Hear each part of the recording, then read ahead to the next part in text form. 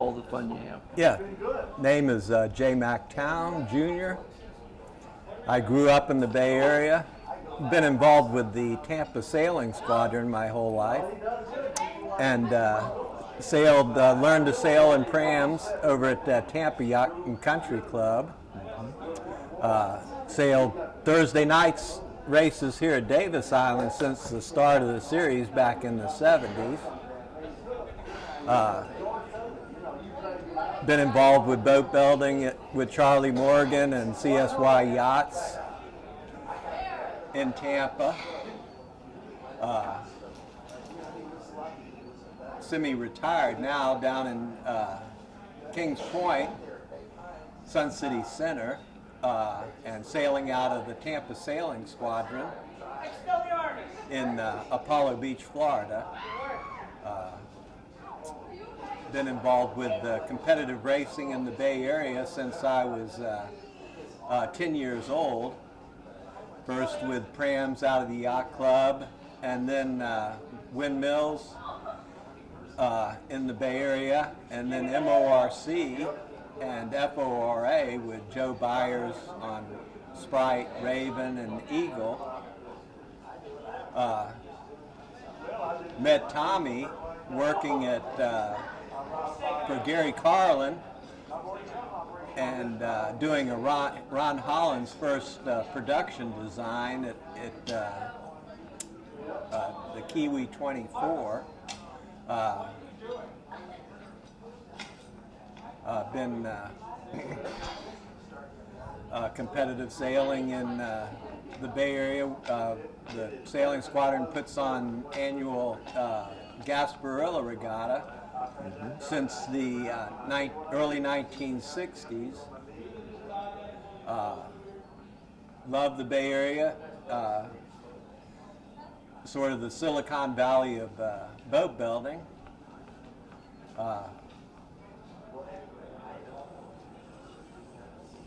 Can you pause a second? Yeah. And what is this for? It's just going to go on YouTube. Just to record sailing, you know? Just the event here? Yeah, that's all. And I'm going to try to get as many people in as possible, so that's why we say just like 3 minutes, you know? Okay. Yeah, got involved with the Ancient Mariners with my father, who is here today. He turned 96 in June, but he grew up sailing with began when he was in his early youth, and they had the Newport Navy sailing off of Bayshore in homemade boats. So just part of the Florida life sailing, part of the Florida lifestyle, and enjoyed the get-together. All right, I'm Homer Luzier, came from Sarasota, Florida. We were born down there, raised in Sarasota, Florida. I was a charter member of the Sarasota Sailing Squadron, went to Sarasota High School. I now live in Crystal River, Florida. I started out racing whatever we had back then. I wasn't any prams, we raced whatever. And I ended up racing penguins, and then I got into windmills when I got back out of Korea. And I won the international. I belonged to this yacht club back there for many years. And now that I live in Crystal River, I don't need a yacht club, but this is a great yacht club. It's the sailor's club in the South. And I tell everybody, if you want to join a yacht club and learn to sail and get with it, join the Davis Island Yacht Club. Otherwise, you're going to a social event and play cards. And what about the Ancient Mariner group? Okay, that's a bunch that had been sailed. At Charlie Morgan, first time I sailed a windmill I built, I ordered a sail from Charlie, and he says, hey, he says, Patsy Grill's going to have a regatta, so I'll come down and you sail, I'll sail with you, and he did. And we were raced in there. I've known Charlie since he was so high, and you know, we didn't, what's up there? We've always been around the water. We've always sailed fish class, sailed anything. Built boats. I built boats for 42 years in Sarasota. What size? We started out with 8-foot prams. I would build those 20 at a time and stack them like this for Christmas, and then hell, if we'd had 20 more, we could have. We'd buy juniper in at 3,000, 4,000, 5,000 board feet. What we'd do when we took the juniper off the truck, if it was a light board, we stuck it aside for prams. We built prams, I can't tell you how many. I wish I'd just marked on the wall.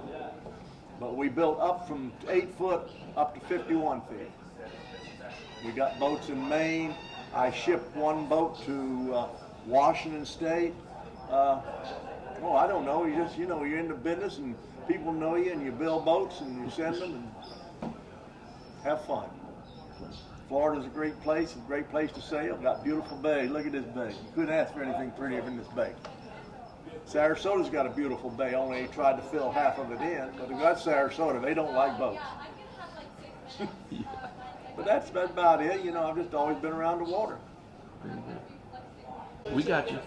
Yeah, this is Bernie Mills. He's Clark Mills' son, and they lived in Clearwater. Clark had Clearwater Bay Boat Works with some other people, and Clark, his dad, designed the Optimus pram. I'm sure Bernie spent some time in Optimus prams. A little bit.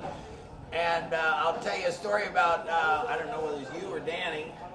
Your dad said that the Marine Patrol came in towing him. He said that he had an Optimus pram and he had no life preserver. Uh-oh. And he was out in the middle of the bay. And his dad, Clark Mills, said, "Well, officer, you should have seen him yesterday. He didn't even have a boat." But his dad was a source of a lot of great stories, and Bernie's himself an accomplished sailor. Yeah. Well, hey, I had a pretty interesting childhood. I was, for most of my childhood, I was up on the hill next to that boatyard, so I'd go out in my backyard and then go down the hill, and I was at the boatyard. And when you're a kid, that's a fun place to hang around. And my dad always had a boat or two, and one boat he had was a little sloop called the Seacock, and which is a spigot at the bottom of the boat that drains the water out of the bilge. That's what a Seacock is. And he took a piece of tin and made a rooster and put that on the stern, and we went cruising and went up towards Tarpon Springs and north of there, and one time we broke a rudder and had to jerry-rig the rudder, and but we made it back. And when you're with an accomplished boat builder and you break the rudder, you're glad to have an accomplished boat builder with you who could fix that or jerry-rig something else. And I can remember going out to some of the islands off of Dunedin and Tarpon Springs, and one time we were out getting some stone crabs, and my dad used to have like a dowel, that big around, and he drilled a hole in the end of it, and he got a piece of brass or bronze, and then bent the end of it as a hook to make it into a hook shape at the end. And he would find the crab hole and stick the hook end down, and the crab would grab it, and he'd just pull it out, and that's how he'd get the stone crabs. And one time I was kind of running on the beach, I was a little kid, and he called me, and so I started running back towards him and said, "Hey, Dad, what do you want?" And he pulled a crab out one like that, and the thing was coming at me like that. So, but I survived that somehow. And he built me a windmill sailboat, and I sailed that for a little while and had a lot of fun with that. I was never a super good racing kind of guy, but I enjoyed being out on the water. And later on, I started sailing on the Key West race with a friend of mine, and they were racing, but they didn't realize I was sailing. My regular sailing and racing were pretty close to each other, and I tried to keep the boat in pretty good shape. I know I worked at the boatyard for a while, and after scraping barnacles and sanding fiberglass, that'll motivate you to study real well. And so I wound up at the University of Florida and graduated from there a while back. And And so how's that? Is that enough? Let's try that. You're not going to ask questions? I can ask. Tell us who you are and what you do and how you got hooked up with the yacht club. Well, my name is Charles E. Charlie Morgan, Morgan, and I was raised here in Tampa. And during the time we were in junior high school, when the Great Patriotic War was on, there were not many sailboats on the bay, and the Davis Island Yacht Club was inactive and was up to the Marjorie Park Yacht Basin, which was pretty much inactive during the war. There were a few yachts still sitting there catching barnacles, and the yacht club was open, and some of us younger sailors did go there and sail small boats around the bay, and it was my mother club, which eventually I became the first secretary of the Davis Island Junior Yacht Club. Paul Game Jr. was a Tampa lawyer, was the first Commodore. Bruce Bidwell, who was later my business partner in Morgan Yacht Corporation, was the first Vice Commodore, we called it at that time. When the war got over, we were by then in high school. Those of us that didn't get called up, we were still too young typically to get called up. But sailing activity on Tampa Bay bloomed and blossomed, particularly out of the Davis Island Yacht Club, which formed up quickly and began having regular overnight cruiser races to Egmont Key and down to Fort Myers, and other races that were promulgated after that. And of course, this yacht club was one of the progenitors of what became the Florida Ocean Racing Conference here, that was very active for offshore and overnight racing in the so-called cruiser class boats at the time. The Davis Island Junior Yacht Club members formed the basis for a lot of the crews back in those days, and the club first built a fleet of 3 Penguin class for the junior sailors to sail. Now, back in that day, if you wanted to sail, did you pretty much have to build your own boat? Well, some of us had access to boats either through family connections or build our own boats. I built a couple of small boats that were some first attempts at yacht design work. And when the activities got much more organized from the standpoint of regular regattas and regular events, we had many more boats come. We had small boat regattas. I actually was the founder of the Davis Island Yacht Club's first Thanksgiving small boat regatta, and the club was the most active club on the bay in those earlier days. Later, St. Pete Yacht Club became much more or as active with the Havana race. And we were all anxious to get crew jobs on the race from St. Petersburg to Havana. I sailed regularly with my friend and skipper, a little bit older than I, an engineer, or became an engineer, Edwin Nelson, who became a Commodore of this club. I never became an official of the club other than the Junior Yacht Club, but I was very active with this club for many years. And I think around 1953 or so, I moved to St. Petersburg, having started a sail-making business, and there were quite a few more boats along in St. Petersburg, and just easy for me to get going over there. At any rate, the Davis Island Yacht Club has always lived up to its reputation as the sailingest club in the South, and have sponsored so much of the development both of small boat and cruiser racing on the central west coast of Florida over many, many years.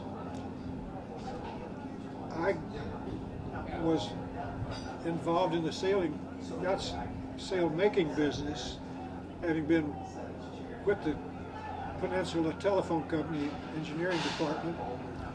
Wanted to go out on my own and be somehow connected to the marine business, and wound up learning naval architecture and yacht design, and founded the Morgan Yacht Corporation, which became one of the predominant yacht manufacturing companies in the world.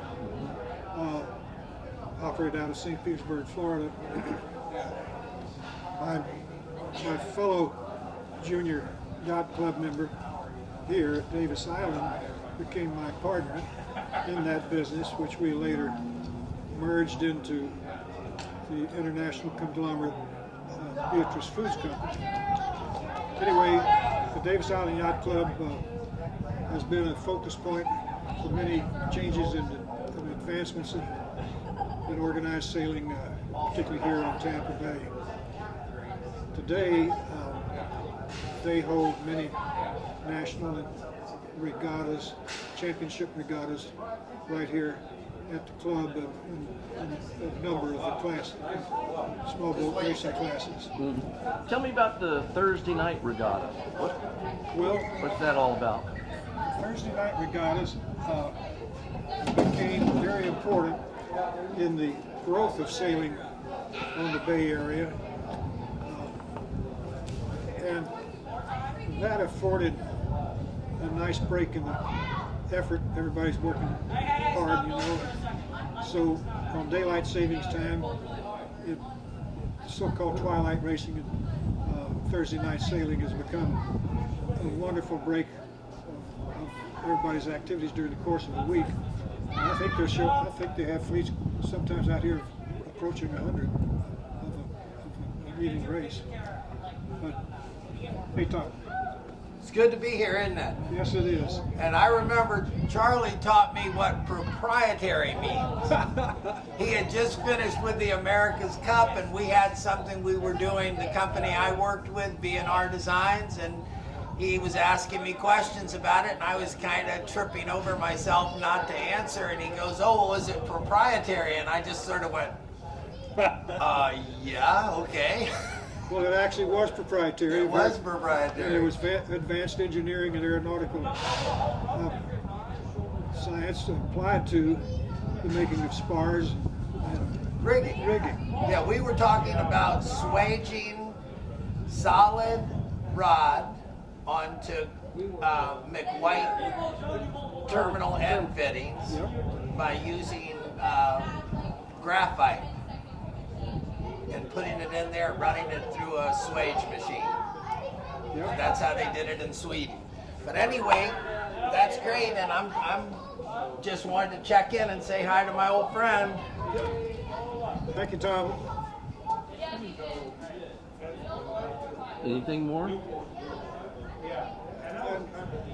Not really, unless you've got some questions. No, I think we're good. I'm going to get Paul to say something. You know Paul, right? Paul? Yes, I know Paul for a long time. He's going to come and say something, and we're just going to try to get a number of people here. Well, don't worry about it. You can talk about anything. Well, yes, I know Paul.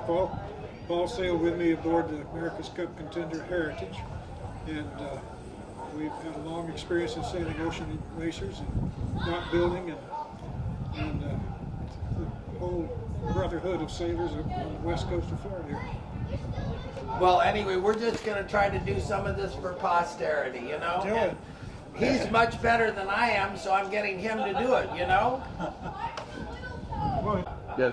Okay, this is Paul Curry, and we sail together with Joe Byers on some of his boats. And Paul's got a long experience racing sailboats here, and he raced on Heritage with Charlie Morgan and a lot of ocean racing boats. So I'll let Paul tell you. All right. Well, we're ready to go here? Or we're gonna, okay. Yeah, I'm Paul Curry. I've been coming to this place, Davis Island Yacht Club, since I was probably about 12 or 13 years old. Originally starting in prams. And although I didn't grow up in Tampa, I grew up in St. Pete. We have an awful lot of good memories of Davis Island Yacht Club. One of them, actually, I had a heart attack here. got medevaced over to Davis Island Yacht Club, or over to the Tampa General Hospital when I was sailing on one of the boats with Joe Byers in the early 80s. But back in the 1960s, we started sailing here at prams, and then I had met Charlie, who I think has been on the video a few minutes ago. Charlie was a sailmaker in St. Pete at the time, and I had sailed on small boats and thistles and things like that, and he offered me a job as a sailmaker when I was in junior high school. So through Charlie and all of the other people that I met through sailing, I've been able to maintain some lifelong friendships with all of them. Right now we're trying to get people to come to an annual reunion here at Davis Island Yacht Club of old people that have sailed with us and come to know throughout the years, and each year we try to build it a little bit. This year I think we've gotten close to 50 people, which is a very good turnout. This thing has actually been going on through other people in the past. It was turned over to Paige Obenchain and I to help organize it by Charlie and some other people that are older than us. It's hard to say that I am now one of the youngest people at 73, and we still have people in their 90s that are coming here. And you consider that this has been quite a long event, particularly since it's been going on since the late 1940s. Over the years, hundreds of people have come through here, some of them famous, some of them just average people that enjoy sailing. And we're trying to continue promoting this event every year as we go forward. Unfortunately, we keep losing people, but we'd like to continue adding people to the event as we go. It's nice to see we've still got some of the old things from the past. I noticed Doubloon is still on the wall here, which was a boat that I sailed out with Joe Byers, and we won the SORC in 1963, and we also sailed in the Bermuda race in 1964, and were the highest ranking boat from Florida that had ever participated in the Bermuda race. We were third overall in the race that year. We sailed in a couple other Bermuda races with some boats from Charlie Morgan design, Meridia in 1966, and then Rage in 1968. We were always fortunate enough to place within the striking distance of the lead each of those 2 years. Again, many of the people that are crewed on those boats and many boats since then have continued to help support our group getting together here. Many of the people that work here actually worked on building some of the boats that we've had over the years. Courtney Ross is here. He was instrumental in building Meridia and also on Rage, which were two of Charlie's designs, which were built in St. Pete and then finished off up at Courtney's yard up in Clearwater. And since then, we've also had a number of other developments. I was out of it during the middle years of my life when I was raising a family and things like that, and moved out of the area. But fortunately, I've been able to get back here and get back involved with the people that have shared our sailing experiences over the years. And again, if anybody is watching this and would like to participate in it, you can give me a holler on an email, which is pfcurry46@gmail.com. If you'd like to participate in our get-together every year, I'll put you on our mailing list and be certain to see that you're aware of all the details. Again, please come and join us. Thank you very much. Okay. Okay, my official name is Johannes Josephus Alphonsus Helsen III, but everybody knows me as Jopie, and Jopie is spelled with a J, but pronounced like a Y, Jopie. I'm originally from the Netherlands. I've been in St. Pete since 1957. In the marine industry since I was 15. I started working for Charlie Morgan. Used to race Moorsea midget ocean racing, sailed into Davis Island, so I go back to Davis Island all the way back to the 1960s. I raced Southern Ocean Racing Conference for 13 years. Paul Curry and I actually went to St. Paul's in grade school together. So Paul raced, of course, in the American Cup boat for Charlie, and I go back since we were sixth graders, I guess. Been a member of the St. Pete Yacht Club for 51 years, and I'm now sailing around the world on my sailboat Sky. The boat's in Australia right now. We're also raising money for leukemia. Love the Davis Island Yacht Club because it's a real sailing club. All the members are here to have fun and sail. It's just a fun place to go. When I was doing a lot of racing locally, I would always enjoy going to the Davis Island Yacht Club. And now my boat's at the Royal Queensland Yacht Club in Manly, Australia. So we'll be starting up again in February to do the second half of the Round the World thing for another 13,000 miles. And we'll be back in the States in April of 2021. So how long does it take to get from here down to Queensland? The rally, we actually left December of last year, so that's 2018. We got to St. Lucia on early January, and then the race rally, which is the World Arc 2019, started in St. Lucia in January the 13th of 2019, and then we sailed from St. Lucia to San Martha, Colombia. From there we went to the San Blas Islands, through the Panama Canal, over to the Galapagos, to the Marquesas, and just keep going until we finally hit Australia. It's been one exciting trip. So it's just a series of legs. Yeah. And then how many people in the race? There's 28 boats. From 3 of them are American, the rest of them are all from Europe and all over, I guess. Amazingly, there's one boat that the guy had never sailed before, bought his boat 6 months earlier and took his family on this trip around the world. There's actually 14 children between the ages of 4 to 14 or 15 now that are in the Ark. So it's a series of fun races. We have to have won the last 3 because we got a fast boat. That's mainly the reason, and because we've got a lot of experience. So Good. Courtney Ross, and in Clearwater he had one of the biggest boat yards for racing sailboats, and they'd have just a huge amount of boats come and go through there for the ocean races. So he ran one of the biggest boat yards and has some of the best stories about racing sailboats. Well, we were fortunate that we kind of grew up at the same time that Charlie Morgan was starting to build boats and do really neat things, and it all led to us. We started getting some of the racing fleet for the SORC started showing up at our yard for work, and the following years we ended up with a pretty big quantity of them.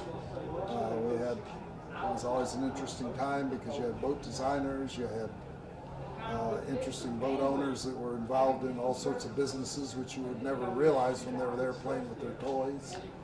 And just Now, did you build from the from the ground up, or We did some building from the ground up, but not of sailboats. We did some power boats over the years. Never much. We were mainly a big service facility. doing the rigging? Yeah, it wasn't a big yard as far as square footage, but we crammed 30 of the racing sailboats out of the water or in the yard at one time. And it was always interesting because these boats would show up from all over the world. And once they got there, the crews on them needed work to do until they started racing. Excuse me. And so we'd put them to work in the yard, and then once it came time for the races to start, they'd all go away, and it made a really nice way to reinforce your work crew because they're talented people and stuff. So a lot of the stuff, we did a lot of new boat commissioning for Morgan Yacht. Some of the other builders around the area, we kind of put their new boats together for the different dealers that had sold them. So y'all were just basically networking with between Clearwater and Tampa and St. Pete? Yeah, and, all through the area. Yeah. And of course, loved the ocean race and everything, so lots of good opportunities to do that. We stayed involved when Charlie Morgan built Heritage, the 12 meter. We did the varnish work on it. Varnished the hull. We did a lot of special paintwork like that. And it was a good time. This whole area here had such a diverse group of people, of manufacturers, and everything. It was a wonderful business to be in. Years ago, got to see the SORC take off, go through the Skyway. Might have been in March of the early 80s. Do they start and race from different locations? Well, they would start, the SORC first race would be St. Petersburg to Venice. That was kind of warm-up race. Then they'd come back in a week or so later, start the race from St. Petersburg to Fort Lauderdale. Then down on the other coast, it would be a day race. And then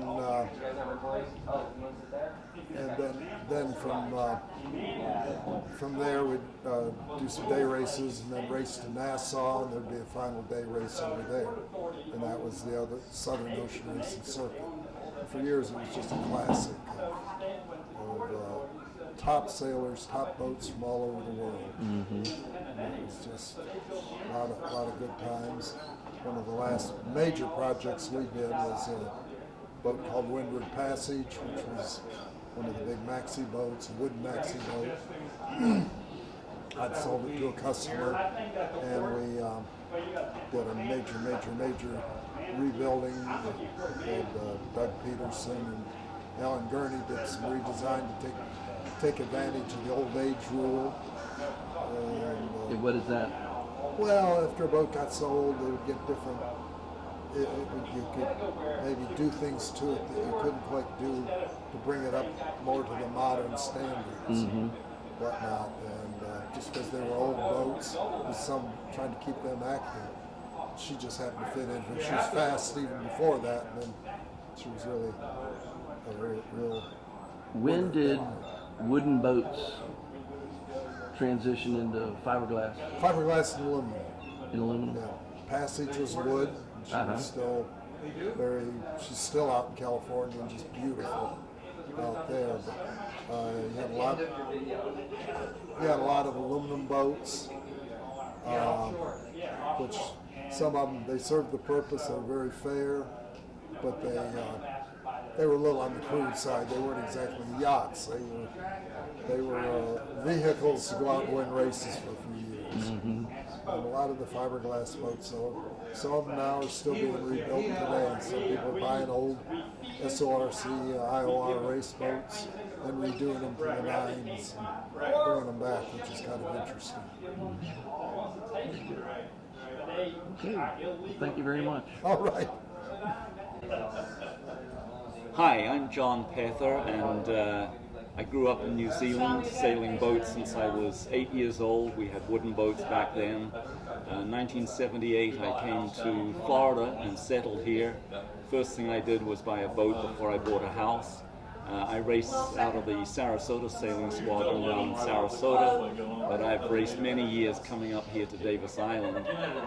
The exciting project I'm involved with right now is that I have a group of well-known yachtsmen and boaters, Courtney Ross from Ross Yachts and Gary Alderman from Sneed Island Boat Works, and a group of us are planning and have the architectural plans to build a 30,000 square foot Florida Gulf Coast Maritime Museum. It will be the biggest museum in the state of Florida that's dedicated to boating and boat building. Right now we're writing and documenting the history of the Gulf Coast of Florida boat builders. I started back in April of this year in Chokoloskee Island, which is south of the Everglades. I've worked my way up to Tarpon Springs, and I've documented all the boat builders all the way through this area, Pinellas and Hillsborough County, and all the way from Naples and Boca Grande. After Tarpon Springs, we move on up to see the Key, and then all the way around the Panhandle up to Pensacola.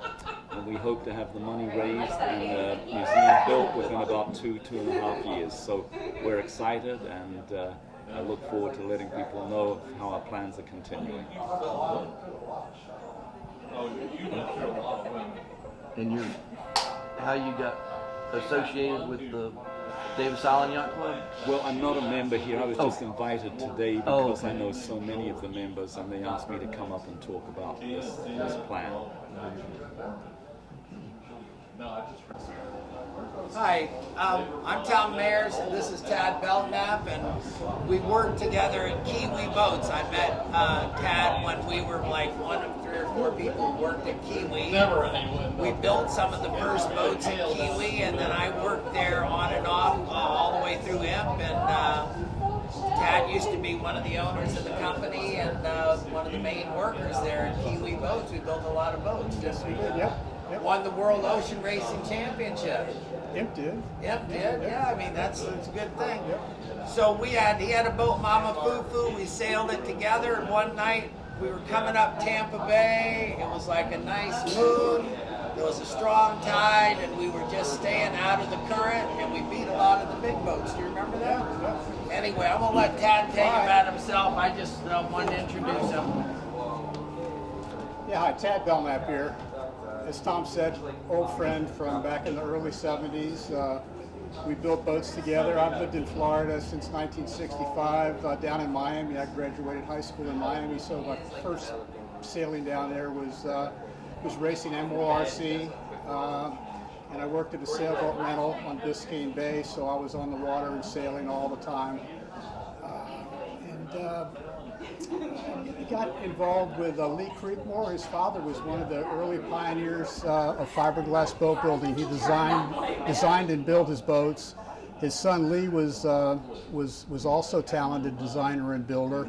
And I got my start boat building with Lee, just pitching in on the boats and racing in the SORCs. I sailed. I did the bow on his boat, Stubby, a 30-foot maxi Morse boat, and also it was large enough to sail in the SORC.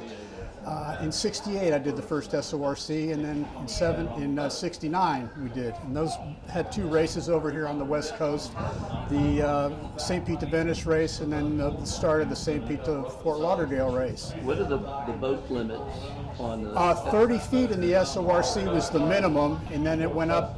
The largest boats at that time was 1970 was 73 feet. Those were the biggest boats. And they had a large turnout, probably on the average of between 70 and 80 boats that came from all over Florida, all over the United States, and actually from there were some international entrants. The SORC had its early start, from my understanding, from the St. Pete Yacht Club, a race from St. Pete to Havana. And then when that went away, when Castro took over, the SORC, the Southern Ocean Racing Conference, filled in for that. And in the 70s and 80s and late 60s, it was a huge event. Like I said, there were 70 to 80 boats. And It was also a corner of the evolution. It went from evolution of yacht racing. It went from true yacht racing, where these boats had full-blown interiors. They were yacht with varnish and bright work, and to each year the boats became a little more specialized with stripped-out interiors, and that was my interest, the racing part of it. And as Tom said, I met him in the early 70s. We started Kiwi Boats together over on Dale Mabry. We were hooked up with Ron Holland, who was a designer. The boat sailed out of his boat 18, it was named 18. It was a 24-footer that he designed and built on Dale Mabry. It sailed out of Davis Island Yacht Club.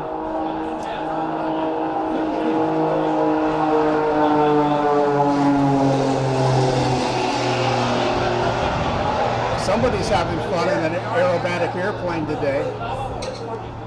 But back to Ron Holland in 18. He sailed out of the Davis Island Yacht Club and won the World Quarter-Ton Championship in Weymouth, England with that boat. Now, Ron Holland and Gary Carlin were brother-in-laws. I was roommates with Gary Carlin, working as sailmakers in Clearwater. And Where'd you camp? Gary and I started Well, where are you? Kiwi Boats together over on Dale Mabry. That's where I met Tom. We were building the plug, the hull and deck plug for the Kiwi 24, while Gary and Ron were in England winning the World Championship. The orders started coming in. We needed a new place, a bigger place. We found a spot out in Plant City, which was out in the orange groves. There was nothing, it was a 5,000 square foot building out there in the orange groves, nothing around it but pastures and farmland. It attracted some really talented people. Tom was one of them. A lot of kids were living in Tampa going to USF.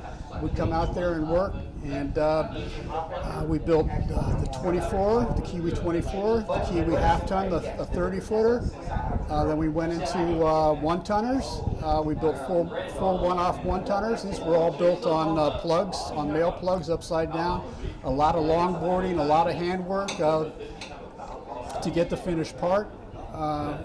And it was really interesting time. It was really hard physical work, but we were working 6 and 7 days a week and having the time of our lives, building some really beautiful boats and really fast boats. How did the 30-footers compare speed-wise with the bigger boats? Did it have to do with the square footage of the sails, or? Well, they raced on a handicap. They could race two ways. Each boat would have a handicap, and so they could race. You could race a 30-footer against a 73-footer, and it would be based on corrected time. They also had level racing, where all the boats were designed to the same handicap number, and then it was first boat over the line, second boat over the line type of a thing. But back to where I started, between the transition from, or the evolution between yacht racing into what it evolved into later on, where the boats got lighter and lighter. The crew comfort was eliminated because of the excess weight. The high point of my building career, and maybe Tom's as well, was a boat that went on to be a very famous boat and is still fondly remembered by many, many people, and it was called Imp. And it was a Ron Holland design of a 40-footer. There were no bulkheads in the boat. It had an aluminum structure inside that took all of the loads from the rigging and from the keel. So it was a very, very light boat, and it had, as soon as it hit the water, it started winning races, and won the SORC that year, went to England later that year and won the Admiral's Cup. But that boat was an example of in a very short period of time, in a decade, where the boats at St. Pete that started at the start of the SORC for any particular year went from a yacht race to stripped out ocean racers that were new boats, were the fastest boat on the race course one year and totally obsolete the next year. It was evolving that quickly, but it was a fun time if you were part of it. I don't do very much sailing anymore. After I got into cruising and just don't get out on the water anymore. I'm 71 years old. Times changed, but I'm just so. It was just such a wonderful time. I think about those times in my life all of the time. Really fond memories. Screensaver. Screensaver. Yeah, like on your computer, the screensaver. You can just think back of all the days sailing No, and all the good times. All right, thank you. Okay. Mike Walbolt, Clearwater, Florida. The Clearwater was best known, I guess, for starting the Optimus Pram, and I began there a long time ago. I had Pram number 7, and sailed that around, and that changed my entire life. Is what it did. Went from Prams to Snipes. The Clearwater Yacht Club, when I aged out of Prams at 15, Clearwater gave me a Snipe, and I had that till I was 18. I had to give that back to the yacht club, and then I bought a Snipe. Then I started sailing. What size boat was that? What size boat was 15 and a half feet. It's a class boat. Uh-huh. The Snipe class was the biggest class around here at the time. And there was also a windmill. And then from Snipes, I started going offshore, and just started racing around. Started racing with Charlie Morgan, the Morgan boats in the very beginning. Morgan 30s, Morgan 27s, Morgan 36s, then a Morgan 54, etc. But I guess the biggest thing for me is sailing has probably been the best thing I ever did. I've got a chance to do transatlantics, to Maine to Jamaica, all through the Caribbean, South America, just because I knew how to sail. That's the only reason I got to do all that. Somebody called me up and said, "Could you help me get my boat to Maine?" Somebody called me up, I said, "There's a boat in France, can you bring that over to North Carolina?" Now, would you be with a crew or by yourself? 1, 2, and 3 at a time. Most, it'd be 2 of us or 3 of us would do a delivery. And then the racing, when I started racing offshore, that's a full crew. There's a boat called Merlin. I got to race on that.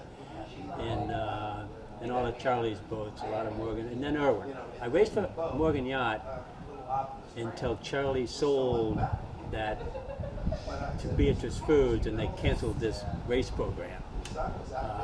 So then I started sailing with Irwin Yacht. I sailed with Ted Irwin on all his boats. And get to come to the Davis Island Yacht Club for these great big fiestas.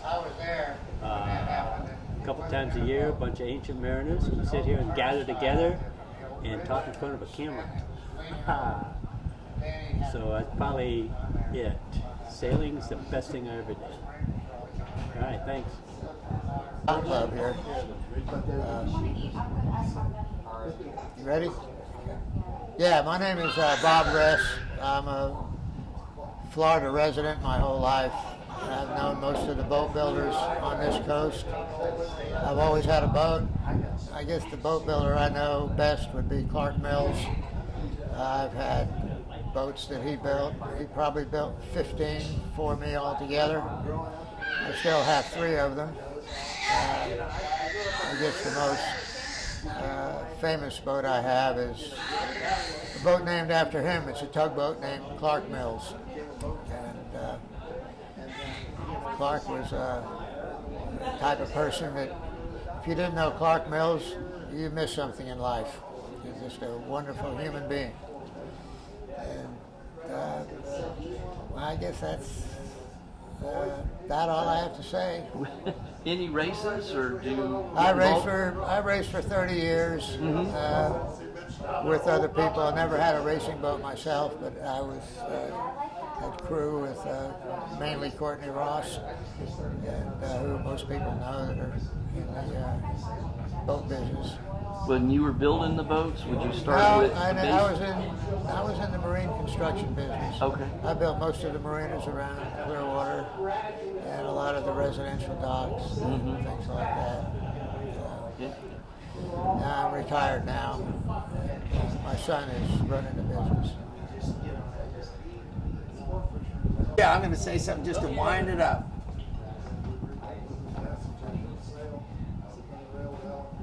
Actually, I gotta go get that. Yeah. Hey, this is Tom Mayers. I'm just happy that we're able to do this. This is the Ancient Mariners, or the we're at the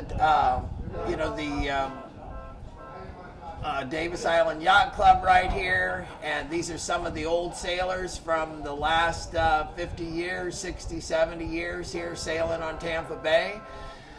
And they have some great stories, but it's just nice to document them. And Robert Rohrbeck is a friend of mine and married to my cousin, and he was nice enough to do this for us. And hopefully we'll get this up on YouTube and preserve it for the future. And my great uncle founded Tampa Yacht Club around 1900 and started ocean racing, sailing back around 1900. So they were actively having races then, and I got into it when I was young, and I was happy. I sailed for 30, 40 years, raced on a competitive level.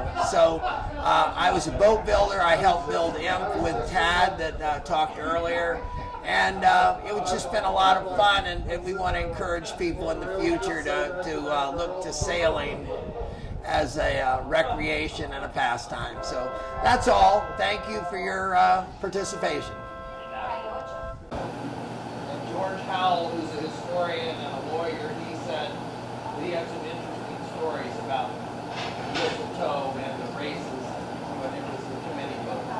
And most of the boats were sailing fishing boats back in 1900, just when they started having a lot of power boats. But a lot of it was the commercial activity was done by sail, and this was just his business was a fishing business, and this was his boat. So I want to donate this to the Davis Island Yacht Club. I would like to give it to you. If you want to put it on the wall, you can. Thank you, ma'am. That's the mistletoe. Thank you for your time.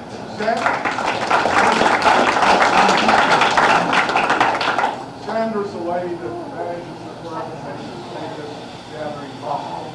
Once again, it's only been happening here since 1940.